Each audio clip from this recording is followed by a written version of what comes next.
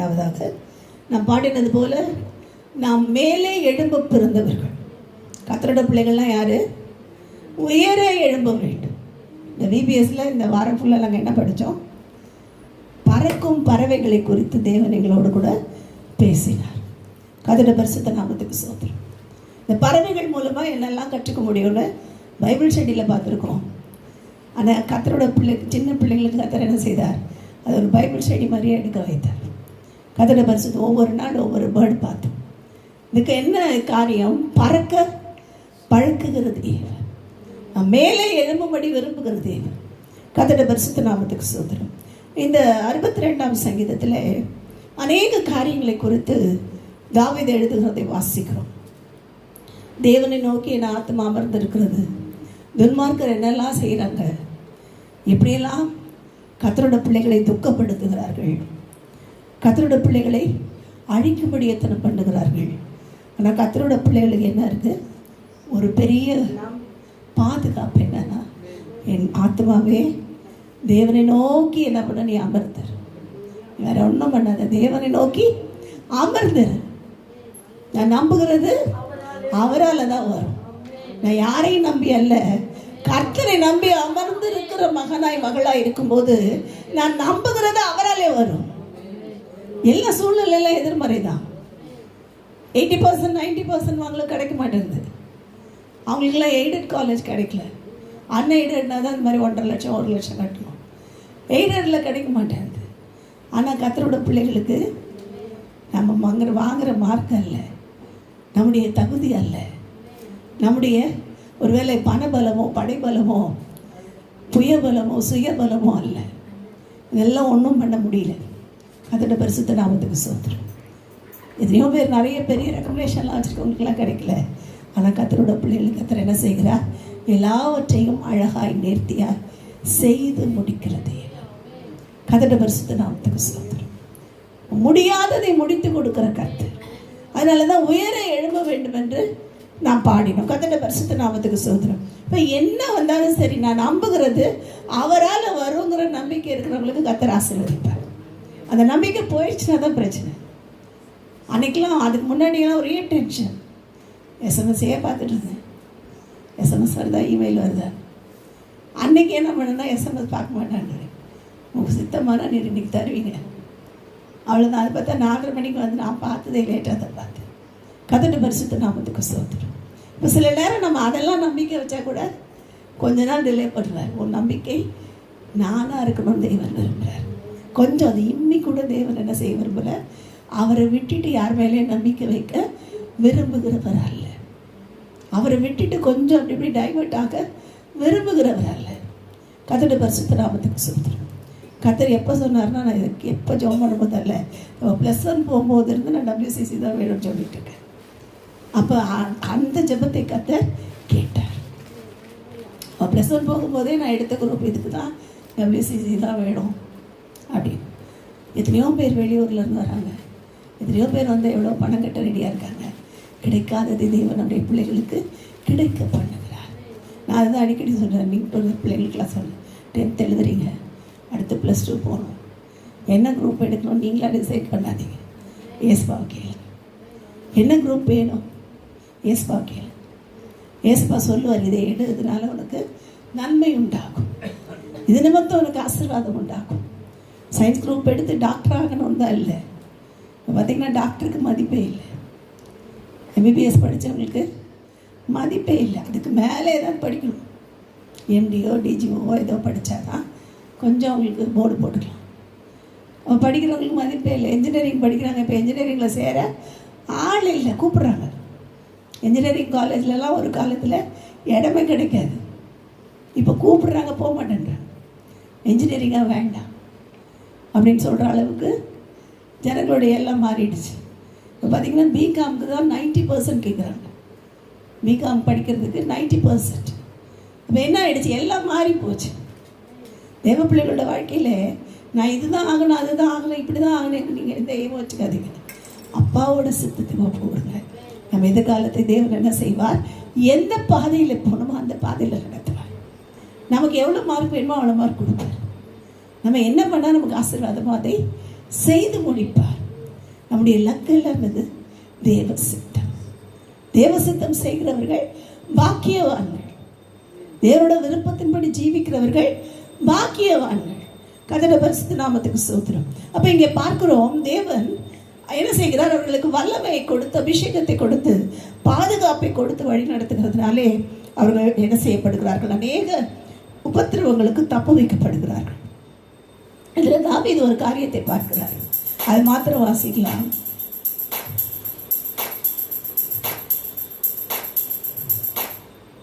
நம்ம அது மாத்திரம் பார்க்கலாம். ஒரு காரியத்தை 6ஆம் வசனத்தை 9ஆம் வசனத்தை வாசிக்கலாம். 9:10. கீழ்மக்கள் மாயையும் மேன்மக்கள் பொய்யுமாமே தராசிலே வைக்கப்பட்டால் அவர்கள் எல்லோரும் மாயையிலும் லேசானவர்கள். கொடுமையை நம்பாதிருங்கள், கொள்ளையினால் பெருமை பாராட்டாதிருங்கள். ஐஸ்வர்யம் விருத்தியானால் இருதயத்தை அதன் மேல் வைக்காதேயுங்கள். கர்த்தருடைய பரிசுத்த நாமத்துக்கு ஸ்தோத்திரம். இவ்வளவும் பார்த்தோன்னா தாவீதுக்கு ஒரு பெரிய வெளிப்பாடு கிடைக்குது. மேன்மக்கள் யாரு? மாயை. கீழ்மக்கள் யாரு? அவர்கள் மாயையிலும் லேசானவர்கள். மாயைக்கு கூட ஈக்குவல் இல்லை, ரொம்ப லேசானவர்கள்.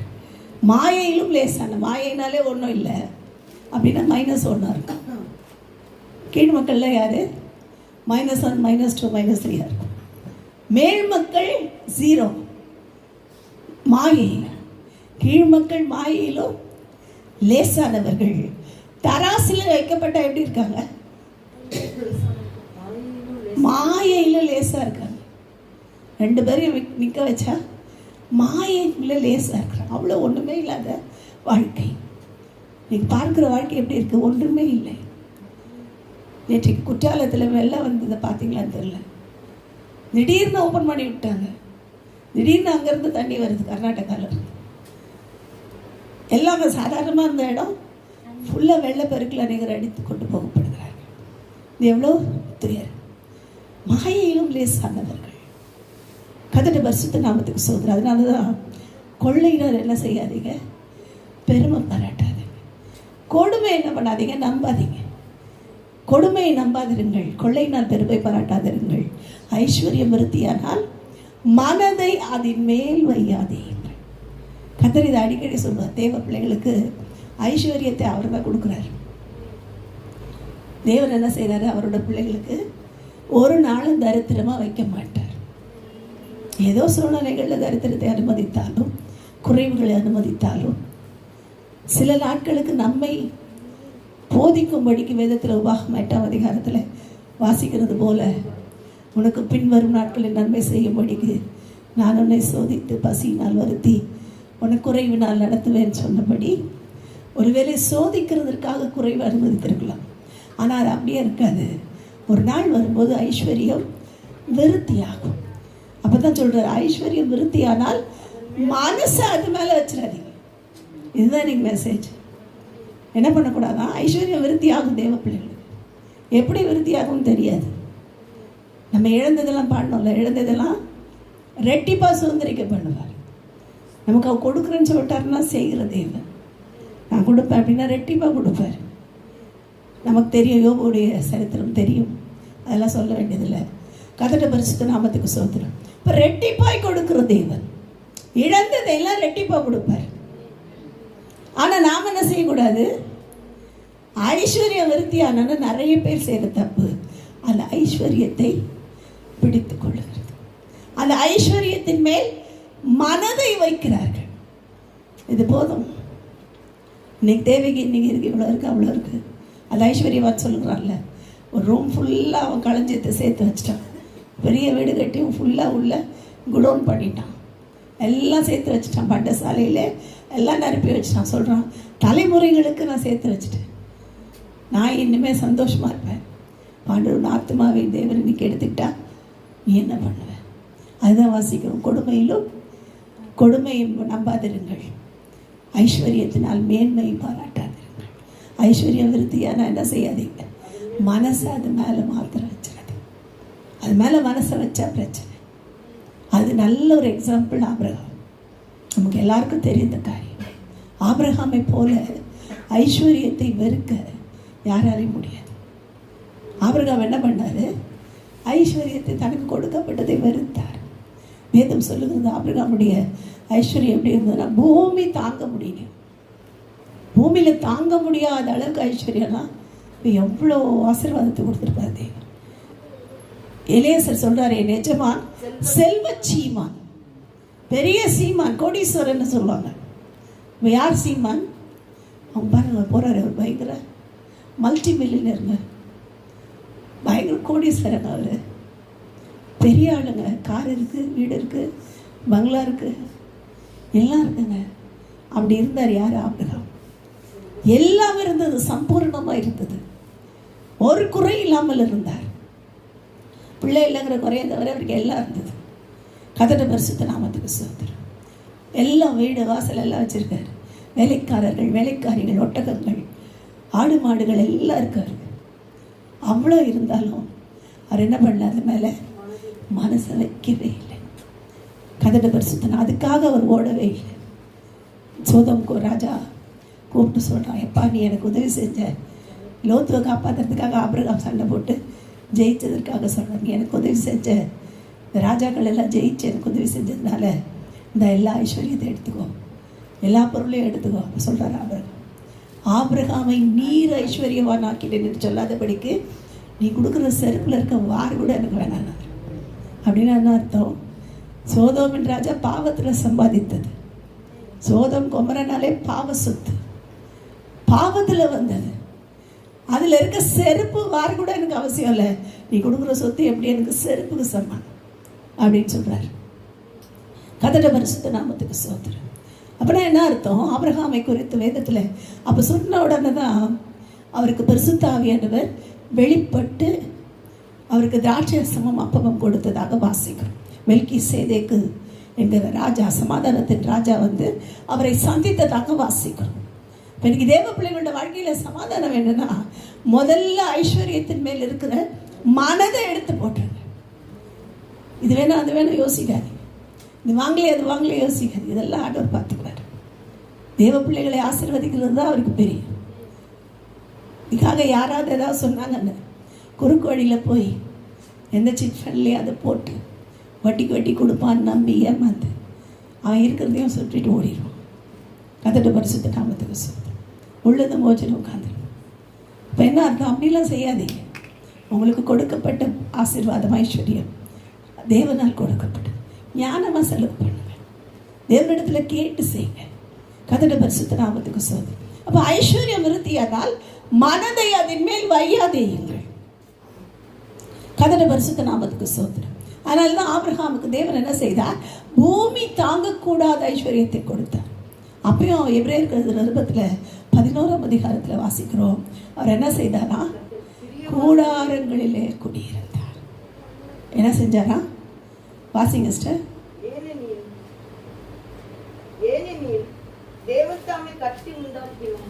அஸ்திபாரம் நகருக்கு அவன் காத்திருந்தான். அவர் என்ன செஞ்சாரா? கூடாரங்களிலே குடியிருந்தார். அப்படின்னா என்ன அர்த்தம்னா, இங்கே எல்லாம் சேர்த்து வைக்கணுன்ற அவசியம் இல்லை. எனக்கு என்ன கர்த்தர் சொல்கிறபடி டென்ட்டு போட்டு போயிட்டே இருந்தார், போய்கிட்டே இருந்தார். கர்த்தருடைய பரிசுத்த நாமத்துக்கு ஸ்தோத்திரம். அப்படிப்பட்ட ஒரு வாழ்க்கை வாழ்ந்ததாக வேதத்தில் வாசிக்கிறோம். இன்றைக்கு தேவ பிள்ளைகள் வாழ்க்கையில் ஐஸ்வர்யத்தை தேவன் கொடுக்குறார், மனசை மாத்திரம் அது மேலே வைக்காது. அதுக்கு ஒரு நல்ல எக்ஸாம்பிள் ஆபிரகாம், அதுக்கு ஒரு நல்ல எக்ஸாம்பிள் மோசே. மோசையை குறித்து தெரியும். கிறிஸ்துவ நிமித்தம் வரும் பாடுகளை அதிக பாக்கியம் என்று எண்ணினார். அவருக்கு பணம் கிடைச்சது, எகிப்தில் இருக்க பொக்கிஷம்லாம் கிடைச்சிருச்சு. எகிப்தின் பொக்கிஷமே கையில் கிடைச்சிருச்சு. இருக்கிறதுலே வேல்யூ ஜாஸ்தி எகிப்தின் பொக்கிஷம். எகிப்தின் பொக்கிஷங்களை பார்க்கிறோம் அதிக பாக்கியம் என்று எண்ணினார். இதுதான் தேவ பிள்ளைகளுக்கு ஐஸ்வர்யம் விருத்தி ஆகிறதுக்கு ஒரே வழி. மோசே எங்கன்னா யாட்டனா போய் ஏதாவது கேட்டாரா? இல்லை. இத்தனை பேருக்கு போஷிக்கிறதுக்கு எவ்வளோ செலவாயிருக்கும்? நியாயமாக பார்த்தா எவ்வளோ செலவாயிருக்கும்? எத்தனை பேர்? ஒருத்தர் 2 பேர் இல்லை, கிட்டத்தட்ட 8 லட்சம் பேர். கர்த்தருடைய பரிசுத்த நாமத்துக்கு ஸ்தோத்திரம்.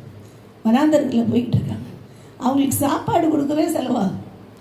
அவங்கள அந்த ஆலயத்தை ஸ்தாபிக்கிறதுக்கும் அதை தூக்கிட்டு போகிறதுக்குமே நிறையா செலவாகும். வெள்ளியும் பொண்ணும் எல்லாம் வேணும். எதையும் யார்ட்டையும் கேட்கல. தேவன் என்ன செய்தார்? எல்லாவற்றிலும் சம்பூர்ணமாக ஆசீர்வதித்தார். ஊழியத்திலையும் அதே தான். யாரையும் கேட்க வேண்டாம், எனக்கு இது வேணும் ஆண்டவரே, ஊழியத்துக்காக இதை தாங்க ஆண்டவர் கேட்க வேண்டாம். இல்லைன்னா யாராவது வர ஜனங்கக்கிட்ட நான் சபை கட்ட போகிறேன், எல்லா சபைக்காக இவ்வளோ ஆயிரங்கள் கொடுக்க வேண்டும், கேட்காதீங்க. கேட்டிங்கன்னா வேஸ்ட்டு, ஊழியம் செய்கிறது வேஸ்ட்டு. ஒரு ஊழியக்காரன் தன் தேவைக்காக ஜனங்களை கேட்கறது வேஸ்ட்டு. அப்படின்னா அந்த ஊழியமே வேஸ்ட்டு. யாரை தான் கேட்கணும்? கர்த்தரை தான் கேட்கணும். கர்த்தர் கொடுப்பார். கர்த்தரை விட பெரியவங்க யார் இருக்காங்க? பாண்டோல உமக்கு ஒப்பானவர் யார்? வானத்திலும் பூமியிலும் உமக்கு ஒப்பானவர் ஒருத்தரும் இல்லை. அவர் கொடுத்தார்னா வானத்தின் பலகணிகளை திறந்து கொடுப்பார். கர்த்தருடைய பரிசுத்த நாமத்துக்கு ஸ்தோத்திரம். குறை இல்லாமல் கொடுப்பார், சம்பூரணமாய் கொடுப்பார். அது தெரிஞ்சதுனால தான் மோசே என்ன செய்தார்? எகிப்தின் பொக்கிஷங்களை அனுபவிப்பதை விட தேவஜனத்தோடு துன்பத்தை அனுபவிப்பதையே அதிக பாக்கியம் என்று எண்ணினார். கர்த்தருடைய பரிசுத்த நாமத்துக்கு ஸ்தோத்திரம். அது மாத்திரமல்ல, புதிய ஏற்பாட்டில் அப்போஸ்தலர்கள் எப்படி இருந்தாங்க? அவங்க அதை விட ஃபயராக இருந்தாங்க. இவங்களுக்கெல்லாம் கிடைச்ச அபிஷேகத்தை விட அப்போஸ்தலர்கள் இயேசுவை நேராக பார்த்தவங்க, இயேசுவோடு உலாவினவர்கள், இயேசு எப்படி வாழ்ந்தார்னு சாட்சி சொன்னவர்கள். இப்போ அவங்க ஊழியம் செய்ய ஆரம்பிச்சிட்டாங்க.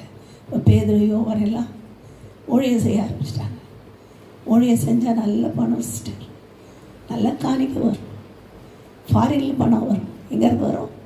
அமெரிக்காவிலேருந்து வரும், ஐரோப்பாவிலேருந்து வரும், வேட்டிக்கன் சிட்டியிலேருந்து வரும். எங்கேருந்து வராது. கர்த்தருடைய பரிசுத்த நாமத்துக்கு ஸ்தோத்திரம். தேவ பிள்ளைகளுக்கு தேவனிடத்துலேருந்து மாத்திரம்தான் ஒத்தாசை வரும். கர்த்தருடைய பரிசுத்த நாமத்துக்கு ஸ்தோத்திரம். அப்போஸ்தலர்கள் இயேசுவை பார்த்தார்கள். இயேசு பணத்துக்காக எதையுமே செய்யலை, காணிக்கை பற்றியே பேசலை. 2 காசு தான் பெரிய காணிக்கைன்ட்டார், த பெஸ்ட் ஆஃபரிங் அப்படின்ட்டார். மற்றதெல்லாம் வேஸ்ட்டுன்ட்டார். பொண்ணு வெள்ளி எல்லாம் போடுறான், பாலமாக பொண்ணை கொண்டு வந்து போடுறான், அதெல்லாம் வேஸ்ட்டு. அந்த அம்மா போட்ட 2 துட்டு தான் பெருசுன்ட்டார். இவர் காணிக்க வாங்க லைக் இல்லை, இவர் பணம் சேர்க்குற ஆள் கிடையாது.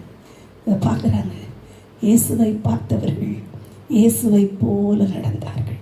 அப்போ சொன்னாங்க, பேதுரு ஊழியம் செய்ய ஆரம்பித்த போது அவர் மேலே தான் தேவன் சபையை கட்டுவேன்னு சொன்னார். இப்போ தேவாலயம் எல்லாம் என்ன செய்து நடந்துக்கிட்டு இருக்கு. எல்லாம் ஒன்று கூடி ஜெபிக்கிறார்கள். இந்த நேரத்தில் என்ன ஆகுது? நிறைய பேர் தங்களோட நிலங்களையும் தங்களோட பொருள்களையும் விற்று அப்போஸ்தலர்களுடைய கையில் கொடுத்து கண்ணை மூடி ஜெபம் பண்ணி தலையில் கை வச்சு உலகமெல்லாம் இன்ட்ரடியூஸ் பண்ணி இவர் இவ்வளோ காணிக்க கொடுத்தாருன்னு சொல்லி தலையில் கை வச்சுலாம் ஜெபம் பண்ணல.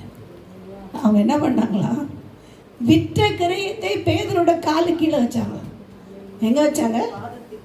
பாதத்துக்கு கீழே வச்சாங்களா? படித்து பாருங்க, காலுக்கு கீழே. தேவன் அதனால தான் வாசிக்கிறோம், மேல் மக்கள் போய் கீழ்மக்கள் மாயை, தராசில் நிற்கப்பட்டால் மாயிலும் லேசானவர்கள். ஒன்றும் கிடையாது, காலு கீழே வைக்கிறாங்க. காணிக்கையெல்லாம் காலு கீழே போயிடுச்சு. நம்ம தான் என்ன பண்ணுறோம்? ஐயோ காணிக்கை. ஊழியக்காரங்க நிறைய பேருக்காக இதை இங்கேயோட பேச போகிறதில்ல, இது வெளியில் நிறைய பேர் கேட்பாங்கங்கிறதுனால தான் சொல்கிறேன். கர்த்தருடைய பரிசுத்த நாமத்துக்கு ஸ்தோத்திரம்.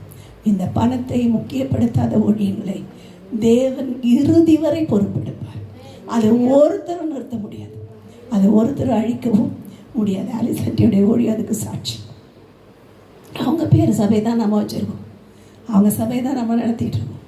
கர்த்தருடைய பரிசுத்த நாமத்துக்கு ஸ்தோத்திரம். அப்போ இந்த நாளில் தேவனோட கருத்தில் நம்ம ஒப்பு கொடுப்போம். ஆண்டவரே, எனக்கு ஐஸ்வர்யத்தை கொடுக்க போகிறேன், அதனால தான் முன்னாடியே எச்சரிக்கிறேன். இந்த வரைக்கும் இருக்க கஷ்டம்லாம் போயிட்டு என்னை ஆசீர்வதிக்க போகிறேன். அது விருத்தியானா கூட என் மனசை அது மேலே வைக்காமல் எங்களை பாதுகாத்துக்கோங்கன்னு சொல்லி ஒப்பு கொடுப்போம். கர்த்தர் தாமே நம்மை ஆசீர்வதிப்பாராக. ஆமென்.